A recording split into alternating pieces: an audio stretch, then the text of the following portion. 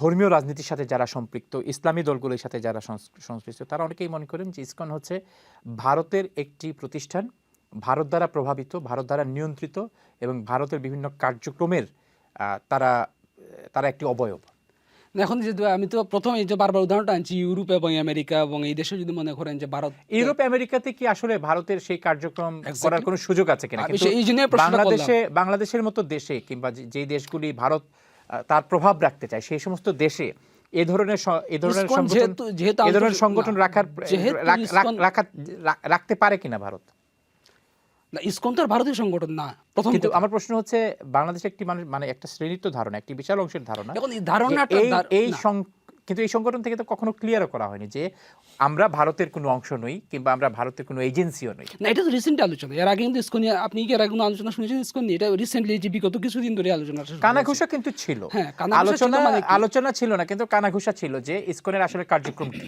যেহেতু এখানে ইসকন হচ্ছে আপনার যে হিন্দুদের সংগঠন, মানে হিন্দুরা এখানে বিশেষ করে এটারে, তারা তো কোথাও আমার জানা মতে কোথাও কোনো রাজনৈতিক কোনো অংশগ্রহণ তাদের কোথাও কোনো কালেই ছিল না। কালে আমিও দেখি নাই, আপনি যদি মিডিয়াতে আছেন দেখেছেন, তো সেই জায়গা থেকে আসলে এখন যদি যখন ওরা কথা বলা শুরু করে, আপনার কাছে কি মনে হয় এরা ভারতীয় কোনো কিংবা গোয়েন্দা সংস্থার কিংবা ভারতের সরকারের পক্ষ থেকে কোনো ধরনের কার্যক্রম তারা করতে পারে? আমি বারবারই জন্য উদাহরণটা নিয়ে আসছি যে এখন ধরেন ব্যক্তিগতভাবে যদি আমাকে যদি কেউ ব্যবহার করে সেটা হচ্ছে ভিন্ন বিষয়, কিন্তু একটা সংগঠন, এই সংগঠন তো একজন মানুষ না, লাখো লাখো সমর্থক তাদের, যারা এটার এই মতবাদে বিশ্বাস করে। এটা হচ্ছে মূলত আসলে তারা শ্রী চৈতন্যের যে মতবাদটা, বৈষ্ণব মতবাদ।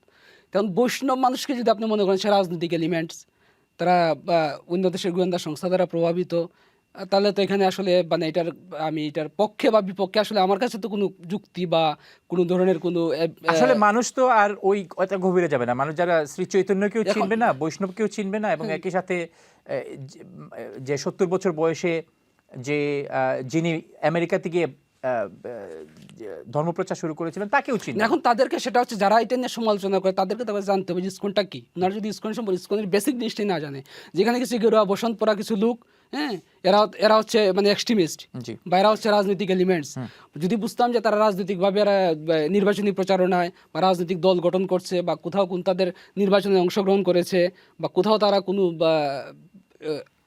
চেয়ার, যেটা আমরা বলি কোনো চেয়ারে তারা যেতে চাইছে বা যেতে কোন লোক এখানে বসেছে, তখন যদি আমরা এই আলোচনাগুলো করতাম যে হয়তো তারা প্রভাবিত, হয়তো তারা নিয়ন্ত্রিত, এগুলো মানে যুক্তিসঙ্গত আলোচনা ছিল। কিন্তু এইভাবে যেভাবে আলোচনা করা হচ্ছে যে মানে বৈষ্ণব মানেই যে তারা ভারতের, এটা মানে কমন একটা বিষয় কি, যেমন হিন্দুদেরকে প্রথমেই এটা ট্যাগ দেওয়া হয় বাংলাদেশে ইন্ডিয়া দালাল, আওয়ামী লীগের দালাল, এটা ভেরি কমন।